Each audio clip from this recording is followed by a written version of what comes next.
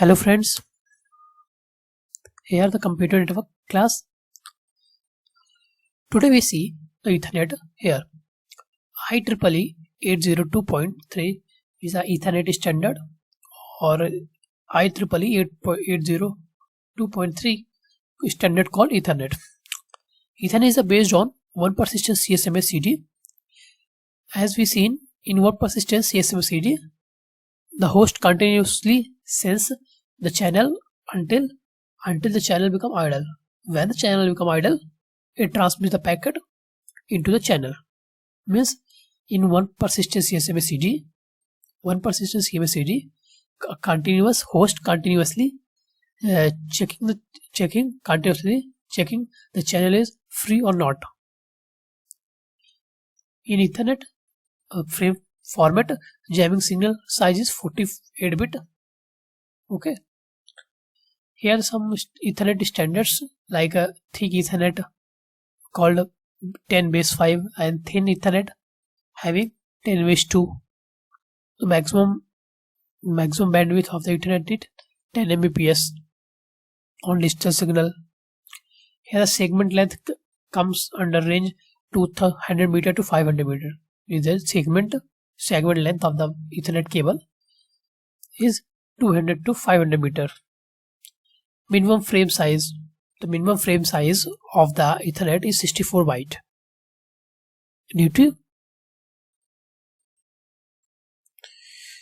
Minimum frame size is 64 byte and the maximum frame size is 1518.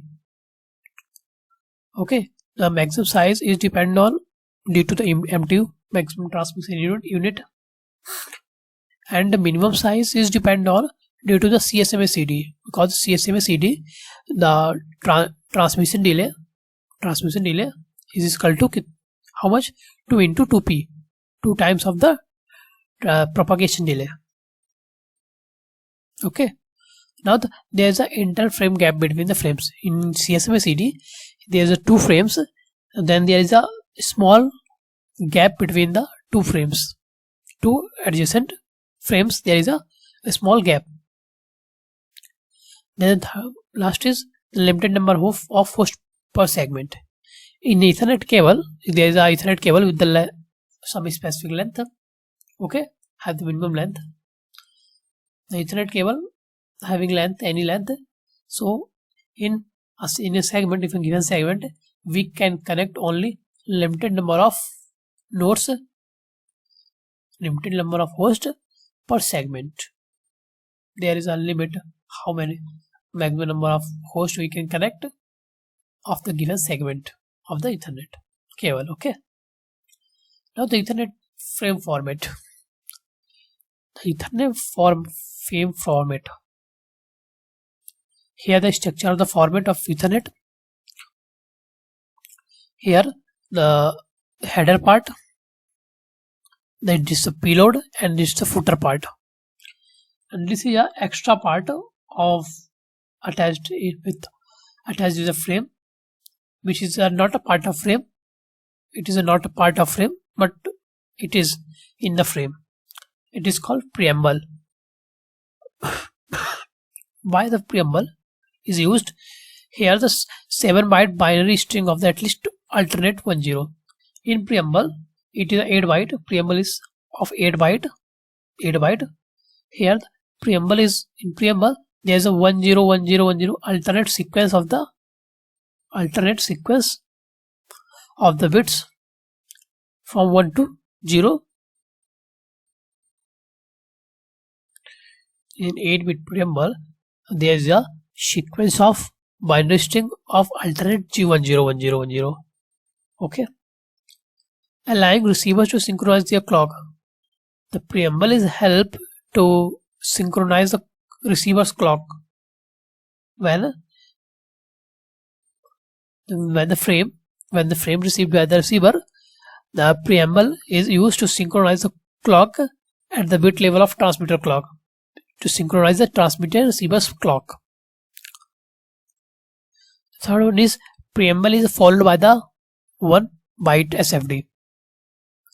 As you see, the preamble there is alternate 1010 bit, but the preamble must not be end with 0. 1010 as we append the one alternate binary string in the preamble. There must be the binary string should not be ended with 0, so that SFD with 1 end instead of 0. To break the pattern of the preamble and the signal that start the actual frame, means that in preamble if there is a alternate sequence of 101010, but at last if 0 comes, if 0 comes, we replace that 0 with 1 to break the sequence, so that the host, so that receivers identify that here the preambles break and from here the frame is started. It is not of a frame. Okay. Now here there is 6 byte for destination address, 6 byte for source address, and the type. These are the 3 header parts, and there is a payload part which is a 46 byte to 1500 byte. And now the footer part, where FCFS or CRC is used for error detection. Here destination MAC address of 6 byte and the source MAC address is of 6 byte. Here the type is used to define the length of the payload. Okay.